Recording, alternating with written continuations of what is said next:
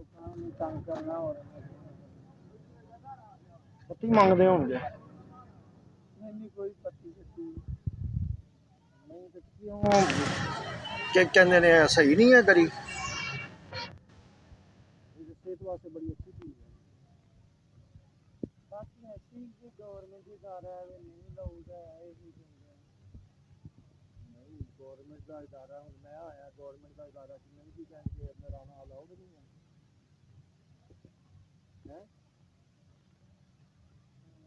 ਜਿੰਨੇ ਉਹਨੂੰ ਖਾ ਕੇ ਬੰਦਾ ਬਿਮਾਰ ਹੁੰਦਾ ਕੌਣ ਬਿਮਾਰ ਹੁੰਦਾ ਗਰੀ ਖਾ ਕੇ ਵੀ ਬਿਮਾਰ ਹੁੰਦਾ ਮਰੀਜ਼ਾਂ ਚ ਬੜੀ ਨਹੀਂ ਕਿੰਨੇ ਪੈਸੇ ਕਮਾ ਲੈਣਾ ਰੋਜ਼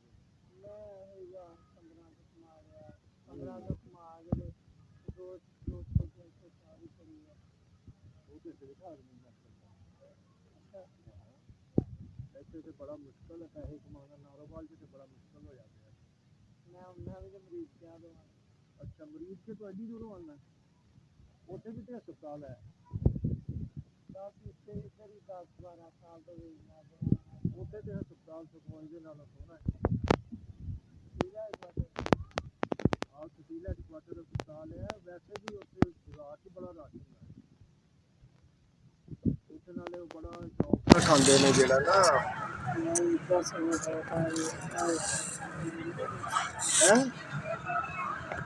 कौन है ये तंग करता है की कहता है बस नहीं बेचन देंदा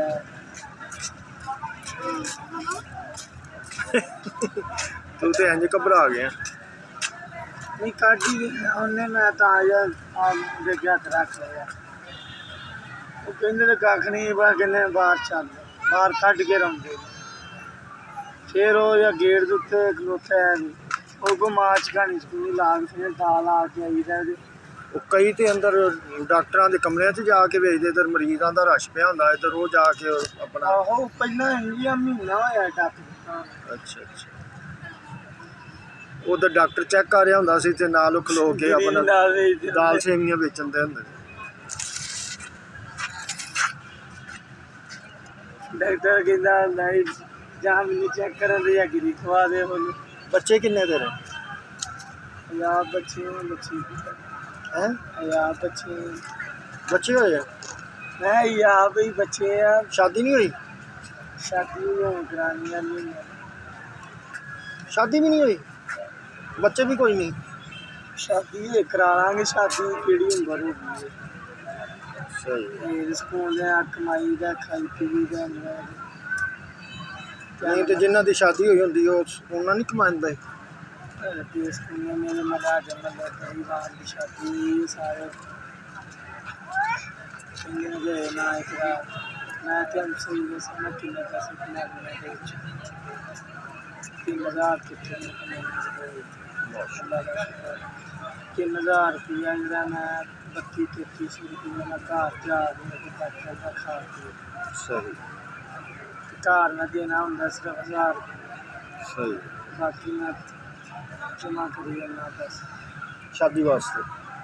शादी भी घर दे करने की मैं शादी वास्ते करना है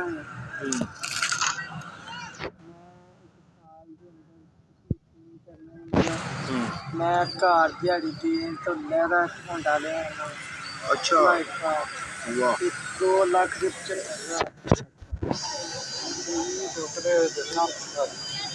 2 लाख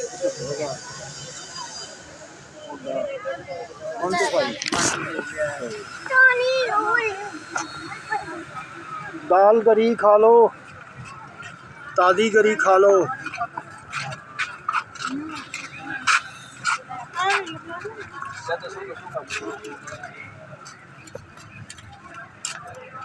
कोई भी नहीं खाता